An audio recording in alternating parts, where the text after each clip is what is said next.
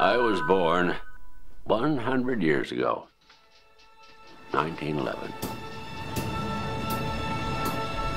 Another important thing happened that year. 3 companies took a bold step and created the Computing, Tabulating, Recording Company. And the world was about to get a whole lot smarter. By 1912, the year I was born, the company already has 1,300 employees. 1913, the company's Hollerith tabulating machine, once used only in census taking, is now applied to industry. In 1914, 76 years before the American Disabilities Act was passed, they hire their first disabled worker. In 1915, the best man for the job of president is Thomas J. Watson. Mr. Watson believes that all the problems of the world can be settled easily if people are only willing to think. 1917, Brazil. 1918, 3,000 employees. Growth. 1919, the electronic synchronized time clock. The first printing tabulator. The job ticket printing machine. The Carroll rotary card press. The electric key punch.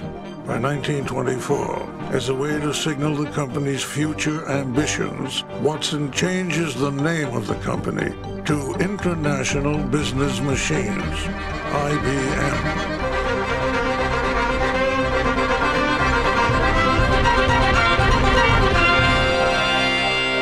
In 1925, a tableware manufacturer installs the first IBM tabulating machine in Japan. Tabulating machine technology is so reliable, it's used well after the invention of the computer.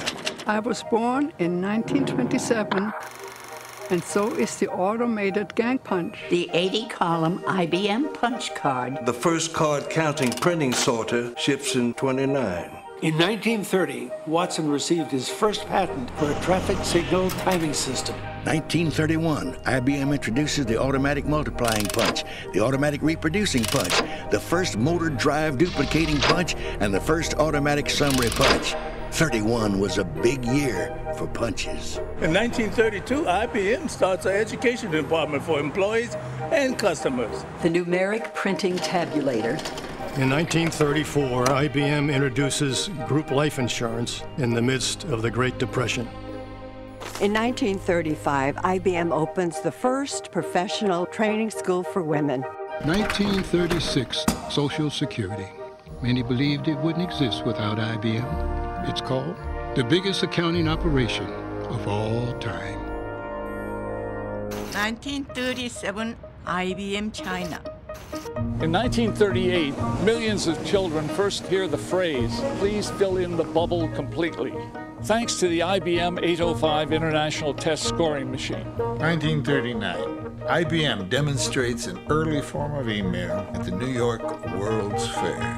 1940, a vacuum tube that processes information thousands of times faster than ever before. In 1941, IBM hires Dr. Michael Supa to make its products more usable by the visually impaired. Dr. Supa was blind. IBM believes in cultivating and developing the best talent in the world. That's why we introduced the Disabled Employee Training Program in 1942. In 1943, Ruth Leach becomes IBM's first female vice president. 1944, the Automated Sequence Controlled Calculator. The first Watson Scientific Lab opens in 1945 at Columbia University. T.J. Lester, IBM's first black sales representative, is hired in 1946. By the late 40s, IBM products are being used in 79 countries around the globe. They're really growing. The Selective Sequence Electronic Calculator, the first computer that could modify a stored program. The card-programmed electronic calculator. 1950, IBM's in Israel. In 1951, we started work on the IBM 701, the world's first mass-produced computer. It's the machine that carries us into the electronics business. In 1952, IBM Chairman Thomas J. Watson hands the reins over to his son, Thomas J. Watson, Jr., and the modern corporation continues to evolve. In 1953, Watson Jr. issues the company's first equal opportunity policy letter. The Civil Rights Act comes over a decade later. I was born in 1954. That same year, an IBM computer translates Russian into English. A first. 1955年、IBM の700に電子データプロセスマシンが誕生しました。1956, Rampac. 1957, Fortran. Watson Jr. hires the best architects and designers in the world to work with IBM. Good design is good business. More affordable and easier to use than anything before it, the IBM 1401 is the first computer in the world to sell 10,000 units. 1960, the Stretch Computing System. 1961, la machine à écrire électrique, Unicorn.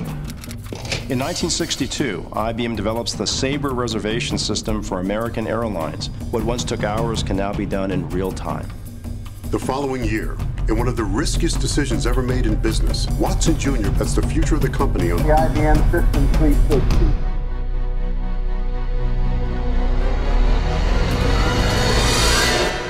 The System 360 takes several years and $5 billion to develop, making it the largest privately financed commercial project in history. For the first time, the power of computing is accessible to organizations of all sizes.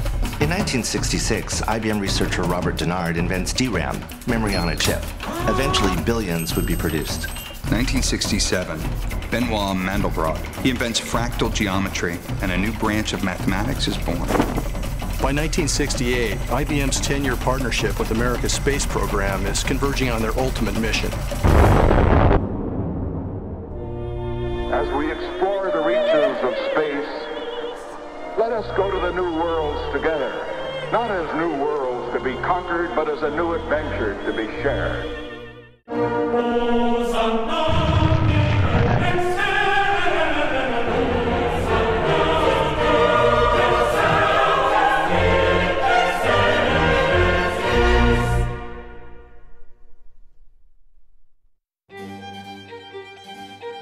Il database relazionale rivoluziona il modo in cui i dati sono accumulati e processati. 1971. Computers can talk. IBM's first automated teller machine is introduced in June of '72. In 1973, IBM introduces the UPC barcode. 1974, Systems Network Architecture. 1975, the IBM 5100, the first portable computer. Kinda. 1976, the first laser printer. IBM's data encryption standard revolutionizes the way information is protected. IBM introduces the first mini-computer to feature a built-in relational database. The first Kazu computer terminal is introduced in '79, the year I was born. RISC. It's invented by IBM in 1980, and it's still the basis of most microprocessors today.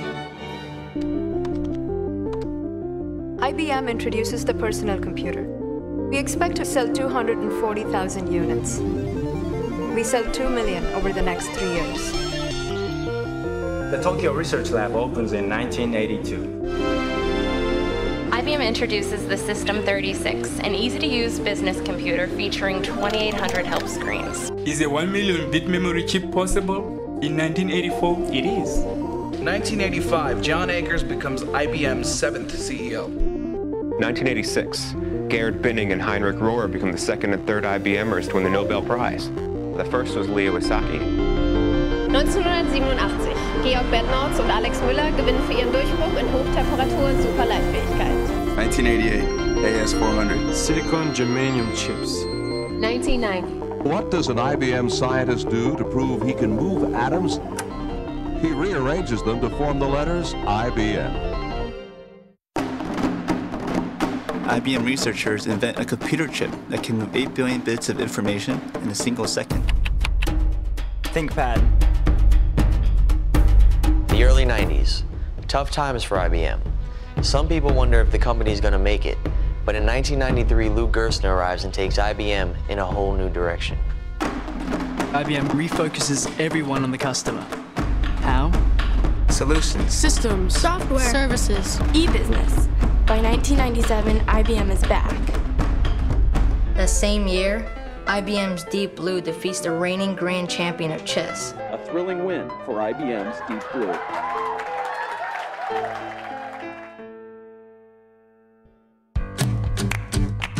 IBM embraces Linux, and the era of open source innovation is born. The President of the United States awards the National Medal of Technology to IBM, the 7th they received so far. Carbon nanotubes. Millipede technology stores 3 billion bits in a space this big. In 2003, Sam Palmisano becomes the big boss. The world will soon become smaller and flatter. The World Community Grid. Bluey, the fastest computer ever. 这个电脑说英文。 This computer speaks English. Patents. Mortal Planet. All the cities. After a century of innovations, we're just getting started. 100 is a big, big number. What will the next 100 years bring?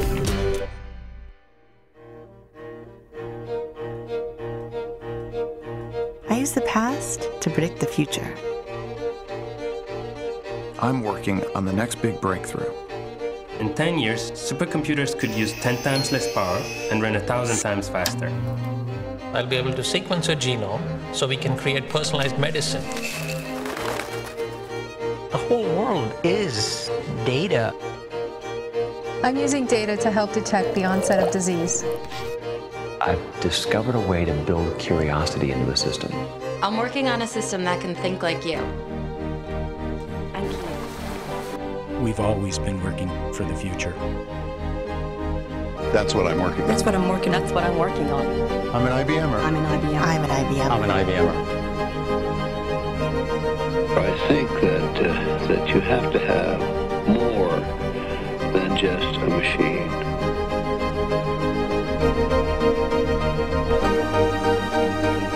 We must study through listening, observing, and thinking.